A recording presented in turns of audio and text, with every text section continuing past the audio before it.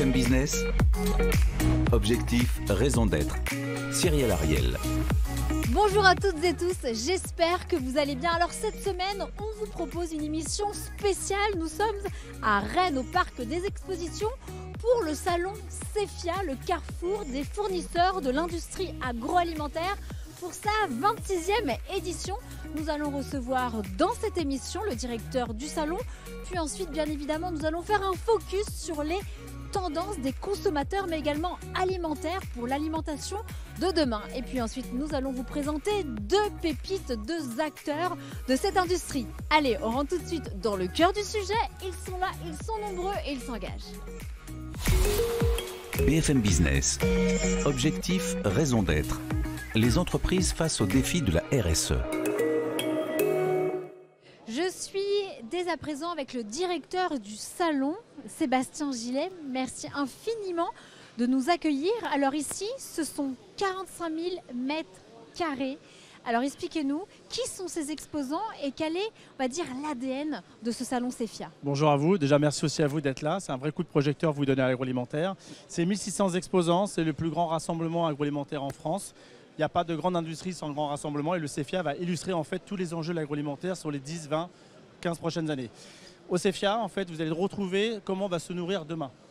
C'est important parce qu'on parle souvent des produits finis, mais avant d'avoir un produit fini, il faut le transformer. Et tout le matériel pour le transformer en sécurité alimentaire, en packaging, se déroule sur ces 3 jours-là, sur ces 1600 exposants. Alors actuellement, cette année en 2023, c'est la 26e édition. Alors qu'est-ce qui s'est passé en 97? D'où vous est venue cette idée de faire ce carrefour des fournisseurs de l'industrie agroalimentaire? Et ben nous, on voulait apporter en 97, comme vous l'avez dit, dans la première région agroalimentaire européenne. J'étais à peine né, hein. Donc j'étais déjà né. J'avais 25 ans pour être transparent avec vous. Et en fait, on voulait apporter dans la première région agroalimentaire européenne un salon qui mettait en avant le premier secteur industriel français. N'oublions jamais, c'est plus de 450 000 salariés. On a des enjeux, on l'a évoqué tout à l'heure et j'imagine qu'on en parlera après. Mais c'est juste l'idée de se dire, apportons près des usines dans l'agroalimentaire le savoir-faire, de l'innovation pour une nouvelle fois se projeter sur les prochaines années agroalimentaires. Et depuis 26 ans, ça devient un rendez-vous incontournable pour les professionnels. Alors concrètement, cette année, qu'est-ce qui se passe? Quelles sont les plus grosses innovations? C'est qui les stars? Qui sont les stars de ce CEFIA 2023? Alors les stars, on aimerait que ce soit les jeunes. Et une nouvelle fois, cette édition, elle est dédiée sur 2 sujets. La décarbonation, qui est un sujet majeur dans l'industrie et principalement dans l'agroalimentaire, notamment avec la sobriété énergétique et la problématique de l'énergie. Et les jeunes, et on a dédié bien sûr des animations pour les jeunes parce qu'on a une belle démographie en France, on a un savoir-faire, n'oublions pas que la gastronomie française est reconnue mondialement, mais aussi le savoir-faire à travers la transformation. Mais si derrière on n'a pas de jeunes, on va se retrouver un petit peu embêté dans les prochaines années. Donc c'est la thématique, les jeunes et la décarbonation. Et dans les innovations, alors vous en avez plein, vous en avez dans les ingrédients, comment on va mieux manger demain, du local, comment on va manger plus sain. C'est important de rassurer le consommateur aujourd'hui parce qu'on a eu quelques sujets il y a quelques années sur l'alimentaire et on veut une nouvelle fois rassurer le consommateur sur la traçabilité des produits, une nouvelle fois sur le clean label, donc c'est des sujets qui sont évoqués. Et quand on parle d'emballage aujourd'hui on recycle l'emballage, on le réutilise l'emballage et aujourd'hui on va faire des barquettes en papier, chose qui n'existait pas il y a 10 ans, qui vont remplacer en fait l'aluminium et qui vont être utilisées et recyclées après. Donc ça fait partie des innovations qu'on va avoir sur le salon. Après bien sûr quand on parle d'énergie, aujourd'hui on a un maximum d'exposants qui vont soit aujourd'hui faire leur énergie à travers du panneau photovoltaïque, soit avec de la méthanisation, ou soit une nouvelle fois en modernisant l'outil industriel. C'est un des sujets qui a été évoqué par le ministre dans ses accompagnements sur les IAA. Modernisons l'outil industriel, la robotique. Donc il y a véritablement un vrai virage. Vous voyez la différence depuis 1997. Complètement. On innove, on est plus responsable, on est plus durable, on est plus green. Ah oui, complètement. Et on est en phase avec le consommateur. Et de toute façon, le CEFIA aujourd'hui suit la demande du consommateur. S'il veut le manger propre, comment évoluer alors le consommateur? Le consommateur va évoluer. Aujourd'hui, on est flexitarien, donc on n'est plus comme avant. Donc on va manger une nouvelle fois peut-être moins de viande, moins de poisson. En tout cas, on va varier son alimentation. On est beaucoup dans le nomadisme aujourd'hui. Le nomadisme intervient à travers les machines que vous avez avec vous, sur du packaging individuel. Donc aujourd'hui, on a vraiment suivi complètement le mode d'alimentation, le mode de consommation du grand public. Le grand public ne connaît pas le CEFIA, comme je l'ai expliqué en introduction, on est plutôt connecté sur le produit fini. Mais avant d'arriver au produit fini, avant de l'emballer, avant de le consommer, tout se passe au CEFIA. Alors concrètement, comment on fait pour postuler, par exemple au CEFIA cette année? Quels ont été les critères de sélection? Alors on a la chance au CEFIA, c'est un salon qui est complet souvent 3-4 mois avant l'édition, parce qu'on est dans la première région agroalimentaire, parce que c'est une institution, comme vous l'avez dit, c'est 26 ans, et on ne peut pas agrandir et on ne souhaite pas agrandir. L'équilibre d'un salon, c'est toujours difficile à trouver entre le nombre d'un visiteur et le nombre d'exposants. On est dans la capitale de l'agroalimentaire sur lequel on a pris l'ensemble des halls disponibles. Donc c'est vrai qu'il n'y aura pas de possibilité d'évolution ou d'agrandissement du salon. Après, comme dans chaque édition, vous avez des exposants qui souhaitent faire un an sur deux pour différentes raisons, stratégiques, budgétaires, et qui permettent tranquillement de renouveler parfois l'offre. Nous, ce qu'on souhaite, c'est y apporter chaque année de la nouveauté, notamment des startups qui amènent toujours un côté novateur, un côté agilité dans l'innovation. Et cette année, enfin en tout cas l'année prochaine, on essaiera d'ouvrir une possibilité d'avoir une cinquantaine de startups qui est une demande de notre visiteur. Et quels sont, on va dire, le savoir-faire français? En quoi on excelle chez nous en France? On est agile. On a une agilité dans l'industrie qui est méconnue du grand public et tous les industriels que vous avez avec vous, ils ont suivi les crises, soit alimentaires, soit comme vous l'avez dit en introduction, la crise de l'Ukraine, la crise des gilets jaunes, la crise aujourd'hui de l'énergie. Et à chaque fois, on a eu une industrie, des industriels qui ont été agiles, qui ont anticipé les crises à travers ces problématiques. Donc aujourd'hui, on doit être fiers de cette industrie, qu'on arrête un petit peu des fois d'être toujours regardé outre-Rhin. Soyons fiers de ce que aujourd'hui nos industriels, TPE, PME, grands groupes, les grands groupes aujourd'hui présents au CEFIA accompagnent les petites entreprises sur la pédagogie, sur la culture et pas que sur le financement. Et le financement, c'est le rôle des pouvoirs publics. Bien évidemment. Écoutez, merci infiniment Sébastien Gillet. J'ai hâte maintenant, nous allons bientôt décortiquer les tendances. Voilà, c'est le sujet de la suite de cette émission. Merci infiniment. Merci, je vous souhaite un excellent merci une nouvelle fois BFM Business. Merci.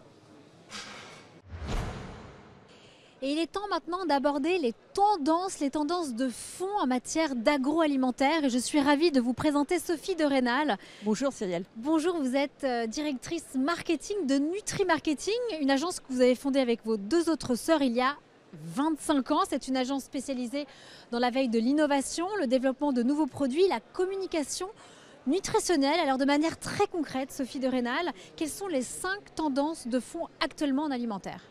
Alors, 5 tendances de fond qui nous accompagnent presque, j'allais dire, depuis les 25 ans de la création de l'agence. Vous avez la praticité, donc il faut que les produits soient faciles à accéder, à avoir. On va avoir des produits qui doivent gagner en mobilité. Ils ne peuvent plus se contenter d'attendre le consommateur sur les étals des supermarchés. Il faut vraiment qu'ils arrivent jusque dans nos frigos, dans nos placards, voire dans notre estomac. On a une tendance plaisir, bien sûr, ça on est en France en plus. On a une tendance développement durable, bien sûr, faire attention à la planète. On a une tendance santé, faire attention à soi aussi. Et puis, on a une tendance naturalité avec tous les additifs dont on ne veut plus. Alors effectivement, au niveau des industriels, on demande, est-ce que c'est l'attente des consommateurs? On veut moins de produits transformés parce que c'est aussi meilleur pour sa santé? Comment ça se passe? Absolument. Sur la tendance naturalité, au départ, on a voulu moins d'additifs. Et donc maintenant, on est plus sur une tendance où on veut des ingrédients familiers, une liste courte d'ingrédients et moins de transformation. Ce phénomène-là, il nous vient, figurez-vous, du Brésil. C'est le guide Nova qui a été mis en évidence par le professeur Montero et qui dit, voilà, nous on a on nous recommande 5 fruits et légumes par jour, on nous recommande 3 produits laitiers, etc. Chez eux, c'est vraiment manger le moins d'aliments transformés possible et le plus d'ingrédients bruts. Alors quand on est consommateur, on fait comment? Qu'est-ce qu'on regarde? Alors on va regarder évidemment la liste des ingrédients. On n'y connaît rien. Mais si, vous y connaissez bien sûr. Voilà, il faut que vous sachiez justement ce qu'il y a dans votre produit. Et si vous connaissez tous les ingrédients, c'est que c'est bon. En fait, ça peut être aussi simple que ça, puisque tout ce qui est conservateur, additif, colorant, évidemment, vous allez les fuir. Alors parmi les tendances, je crois, j'ai ouï dire que c'est la tendance du végétal qui a le vent en poupe. Alors expliquez-nous pourquoi. Alors je vais vous dire peut-être la première fois dans mes 25 ans de carrière, on a un consensus sur l'intérêt de consommer des produits. Et là, c'est les produits végétaux. Parce que c'est... Alléluia, enfin oui, parce que d'habitude, il y a toujours des controverses. Il y a oui, mais non. Là, c'est vraiment un consensus. Et on a pour 3 raisons principales. La première, c'est pour faire du bien à la planète. Ensuite, pour faire du bien à notre santé. Et enfin, pour évidemment le bien-être animal, parce que ça nous évite de tuer des animaux. De manière très concrète, expliquez-nous. Parce que moi, je comprends, 9 ans que je ne mange plus un animal. Mais en quoi, par exemple, Moi, j'adore les avocats, mais si c'est un avocat qui vient du Mexique, au niveau de la planète, je ne suis pas non plus toute green en fait. Non, alors avec le réchauffement climatique, il y a de grandes chances que d'ici 10 ans, il soit poussé en France, votre avocat. Mais effectivement, pour la planète, c'est mieux parce que notamment l'élevage, et l'élevage bovin principalement, sont responsables de 14,5% des gaz à effet de serre sur la planète, donc c'est beaucoup. On parle de déforestation, on parle d'émissions de méthane avec l'élevage bovin. Alors, oui, principalement le méthane, la déforestation aussi, mais si vous voulez, on sait que les prairies captent beaucoup de carbone, donc c'est important aussi. Ils ont un rôle, ces troupeaux. Donc, on ne sera pas tous véganes en 2050, mais on me demande toujours ça. Ce sera 10 milliards déjà, 10 milliards de bouches à nourrir. Exactement, 10 milliards, mais pas tous véganes. Aujourd'hui, on parle beaucoup du végétal, hein, on en fait beaucoup de buzz, notamment buzz médiatique, mais il faut savoir qu'en France, par exemple, c'est 1% du marché de la viande, donc et aux États-Unis encore moins, et c'est plutôt baissier pour l'instant aux États-Unis. Pourquoi ? Parce que les consommateurs s'y retrouvent pas complètement en termes de goût, en termes de naturalité, comme on disait tout à l'heure. Les premières alternatives végétales, c'était énormément d'additifs pour essayer de ressembler à de la viande. Alors qu'est-ce qui se passe sur ce salon ? Aujourd'hui, voilà, on dit que le végétal a le vent en poupe. Quels sont les aliments, les matières premières ou les startups justement qui sont au cœur de l'action ? Oui, alors il y a beaucoup de choses qui se passent et on voit arriver des produits de deuxième, de troisième génération avec des choses qui sont effectivement moins d'additifs. Donc plutôt que de prendre des protéines végétales, de les texturer, etc., on va prendre d'abord par exemple des légumineuses, des légumes aussi, et c'est du végétal, mais c'est du végétal moins transformé, c'est ça qu'attendent les consommateurs aussi. Alors expliquez-nous, là on est dans l'espace tendance et création alimentaire, hein, toujours dans ce salon Cefia. Alors expliquez-nous, qu'est-ce qu'on peut retrouver ici en exposition ? Alors parmi les 5 tendances du salon, là du coup, hein, où on va retrouver les tendances comme Blue Planet, donc tout ce qui est développement durable, hédonisme pour le plaisir, la nutrition, la santé, mais aussi tout ce qui est économie, réduction de coûts, parce que l'inflation est là. On a cette tendance végétale 2.0 qui effectivement est là depuis quelques années maintenant, et où on va retrouver certains des exposants du salon qui vont nous développer des ingrédients spécifiques pour pouvoir développer des alternatives végétales. De la merguez végétale tranchée sans allergènes. Alors absolument. Et alors ce qui est intéressant là-dedans, c'est que c'est André Bazin qui nous présente ce produit, et que André Bazin, c'est d'abord un fabricant de charcuterie, et que donc c'est ça dans cette tendance qui est intéressant, c'est que tous les acteurs du monde animal ont compris aussi le rôle qu'ils avaient à jouer et nous proposent maintenant des alternatives végétales. Et comme vous le soulignez, c'est sans allergènes et avec le moins d'additifs possible pour pouvoir faire une alternative pour les consommateurs. Est-ce qu'actuellement on le voit, donc du coup les industriels deviennent également précurseurs de tendance, et comment ça se passe quand on fait on va dire de la merguez à base de protéines animales et ensuite à base de protéines végétales? Est-ce qu'ils le font parce que c'est les attentes des consommateurs ou c'est parce que c'est juste une tendance? Alors, on est ici sur un salon d'ingrédients. On les appelle des PAIs, nous, pour les produits alimentaires intermédiaires. Et on est toujours en avance sur les tendances. On dit toujours, nous, que l'ingrédient nouveau d'aujourd'hui fera le produit nouveau de demain. Et alors qu'il y a quelques années, les fournisseurs d'ingrédients, ils étaient vraiment plutôt attentistes. Ils avaient des listes de produits à présenter aux clients et voilà. Aujourd'hui, ils sont vraiment très en amont et donc, ils sont très force de proposition. Ils travaillent avec leurs clients pour développer à façon des ingrédients spécifiques. Alors, de manière très concrète, le dernier mot de la fin, Sophie de Rênal, si aujourd'hui les acteurs ne se lancent pas dans le végétal, quel est leur avenir ? Alors attention, hein, comme je vous l'ai dit, on ne sera pas tous véganes en 2050, donc il y a évidemment encore beaucoup de choses à faire autour de la viande. Et d'ailleurs, là, ça permet à la filière viande de se réinventer, cette tendance végétale, hein, de s'améliorer. Mais effectivement, aujourd'hui, c'est surtout l'innovation qui est importante. On dit qu'un produit sur 2 qui existe aujourd'hui ne sera plus là dans 5 ans sur les étals.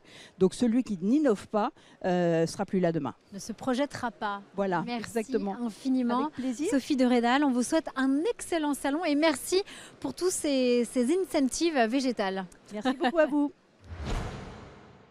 Et parmi les exposants, les acteurs de ce Cefia 2023, on retrouve la start-up Imveja, avec notamment sa directrice marketing et RSE, avec Catherine Louette. Alors vous, chez Imveja, vous êtes convaincu que les protéines végétales seront au cœur de l'alimentation de demain. Ce n'est pas pour me déplaire. Alors expliquez-nous, vous faites quel pari depuis 8 ans avec Imveja ? Bien, le pari, c'est de pouvoir intégrer les légumineuses de plus en plus dans l'alimentation. Aujourd'hui, on sait qu'en France, on est en déficit de consommation de légumineuses Et nous, on a envie de contribuer à un rééquilibrage entre les protéines végétales et les protéines animales. Alors expliquez-nous, on est sur votre stand, on voit des céréales, on voit des cornflakes, on voit une brioche, on voit ou encore des financiers. Alors qu'est-ce qu'il y a de particulier dans ces produits, dans ces aliments, dans ces matières premières? Alors ni vu ni connu, on a caché dedans des légumineuses. Alors ici, nous avons une brioche. Une brioche dans laquelle on est venu remplacer une partie des céréales par des légumineuses. Comme lesquelles? Eh bien écoutez, il doit y avoir du lupin et de la févrole. Donc ça veut dire qu'on a une couleur qui reste bien agréable, pas de changement de goût. Ici, nous avons des financiers sur lesquels on est venu remplacer une partie des œufs et des céréales par du soja, de la farine de soja. Donc même chose, on garde la gourmandise. Le soja qui vient? Le soja qui vient d'Europe. L'idée, c'est d'avoir des filières les plus courtes possibles, même si on peut avoir des problèmes de disponibilité en ce moment. Très bien, et on continue? Alors pour vous montrer quelques ingrédients, donc nous on travaille avec des gens qui sont dans l'industrie agroalimentaire, donc on ne fait pas de produits consommateurs. Donc tous ces produits, c'est les produits qu'on vend à nos clients sous forme de farine. Donc ça c'est de la farine de févrole. On a ici de la farine de lupin. D'accord, très bien. De la farine de haricots rouges. D'accord, et c'est blanc. C'est blanc légèrement rosé. Donc voilà, l'idée c'est vraiment d'arriver avec une boîte à outils pour nos clients qui vont leur permettre de jouer dans leurs recettes. Alors justement, très bonne question, qui sont vos clients? Pourquoi on vous achète aujourd'hui ces farines qui sont des alternatives à la farine de blé par exemple? Pourquoi? Alors on les achète pour venir améliorer les profils nutritionnels des recettes. Intégrer des légumineuses permet d'augmenter le taux de protéines dans des recettes. Donc ça peut être des pains, des brioches, des plats cuisinés, également des produits hybrides avec de la viande. On vient augmenter le taux de fibres, baisser la matière grasse, donc on obtient au final des produits avec un Nutri-Score plus avantageux. Donc en fait, vous êtes en train de nous dire qu'aujourd'hui, voilà, vos farines alternatives, elles sont là, on va dire, c'est un bénéfice santé? C'est un bénéfice santé et environnement. Et pourquoi bénéfice santé? On aimerait comprendre. Pourquoi? Parce que si on consomme que de la viande, on sait que la viande peut avoir beaucoup de matière grasse, donc nous on vient compenser ça en le diminuant, et on sait que l'homme est un omnivore, donc nous ce qu'on veut c'est que l'homme consomme un petit peu moins de viande et un petit peu plus de végétal. Alors j'ai été parcourir votre site, on voit qu'il y a des saucisses, des pâtes, des pâtisseries, des terrines. Alors qu'est-ce que vous mettez par exemple dans les saucisses qui viennent de chez vous? Alors dans les saucisses en fait on va faire un mélange de TVP, donc les TVP ce sont des protéines texturées. Donc mécanique. À partir de? Alors ça peut être du blé, ça peut être du soja, ça peut être de la lentille verte, de la lentille corail. Selon l'origine des matières premières, on va obtenir des textures et des couleurs différentes. Par exemple, la lentille verte, ça matche super bien avec le bœuf, alors que le blé, qui est plus clair en couleur, va matcher super bien avec le poulet. Donc par exemple, qui sont vos clients alors? Alors nos clients, ce sont tous les professionnels de l'agroalimentaire, que ce soit en France ou en Europe. Donc aujourd'hui, on est à 50-50 entre la France et le territoire européen. Et ce sont des gens qui sont actifs dans les plats cuisinés, dans la boulangerie, viennoiserie. Il ne peut pas y avoir de nom? De préférence pas. C'est le côté B2B où on cache un peu nos clients. On préserve un peu puisqu'on a des accords de confidentialité avec certains d'entre eux. Mais en tout cas, des grandes marques connues sur les céréales, sur la viande, sur les plats cuisinés. Alors Catherine Louette, ça fait 8 ans que Veja existe. Est-ce que vous voyez un changement, une appétence effectivement de ces acteurs de l'agroalimentaire qui ont une appétence justement à travailler avec vos ingrédients? Oui, alors je dirais qu'ils évoluent en même temps que le consommateur. Ça veut dire des pas en avant, quelques pas en arrière aussi, où on tente le 100% végétal, ça ne fonctionne pas tout à fait avec le consommateur. Alors on revient en arrière pour des solutions hybrides. Et là où on a vraiment une valeur ajoutée pour nos clients, c'est pour leur apprendre à utiliser les légumineuses, en les associant pour vraiment être sur des solutions et pas des ingrédients simples. Y a-t-il un secteur, une voie qui font, justement, ils font plus appel à vos ingrédients? Historiquement, la pâtisserie? Oui, voilà, historiquement tout ce qui est boulangerie, mais on sent vraiment une ouverture qui est en train de se faire dans les autres métiers, qui sont certes moins matures, mais qui vont y venir progressivement. D'où l'intérêt aussi de les accompagner et d'être une force de proposition avec des recettes comme nous on le fait, toutes prêtes, pour qu'ils puissent tester les ingrédients. On le rappelle, chez Inveja, vous avez notamment 3 sites de production, 2 en France, notamment près de Rennes. Et un troisième aux Pays-Bas. Vous avez déjà plus de 50 collaborateurs. Merci infiniment, Catherine Louette. On vous souhaite un très bon salon et puis merci infiniment de nous faire partager, on va dire, vos solutions protéines végétales. Merci infiniment. Merci beaucoup. Et pour terminer cette émission, un autre acteur, mais cette fois-ci nous allons parler d'emballage consigné avec la start-up Bernipack qui a été lancée post-Covid il y a tout juste 2 ans. Olivier de Kérimel, vous êtes son fondateur. Alors vous, votre idée, c'est de remplacer les barquettes à usage unique des produits frais. Alors expliquez-nous comment ça fonctionne avec justement, on va dire, votre Bernipack là dans les mains. Donc en fait c'est très simple, c'est une barquette en inox plutôt que d'avoir une barquette en plastique. On a une barquette en inox qui va être réemployée, donc qui va être lavée pour être remise en circulation derrière. Donc elle va faire plein de cycles pour éviter le jetable. Alors très bien, elle va faire plein de cycles, mais où on se la procure? Qui sont vos clients? Où sont-elles distribuées? Donc elles sont distribuées en grande distribution. Donc nos clients sont les grandes enseignes comme Leclerc, U, Auchan, Intermarché ou U. Et en fait on leur propose ces emballages-là. Pour éviter qu'ils achètent des emballages jetables, on leur propose ces emballages réemployables. Alors comment ça marche? Et surtout ensuite, le consommateur, une fois qu'il est dans un supermarché, comment est-il sensibilisé? Puis surtout, il y a une consigne. Alors comment ça se passe? Exactement. Donc la consigne, c'est important parce que c'est justement ce qui fait revenir l'emballage. C'est ce qui sensibilise le consommateur à rapporter l'emballage et à dire, voilà, je veux qu'elle fasse un autre cycle. Alors comment ça se passe? Et donc le consommateur le rapporte en magasin pour qu'il se fasse rembourser la consigne.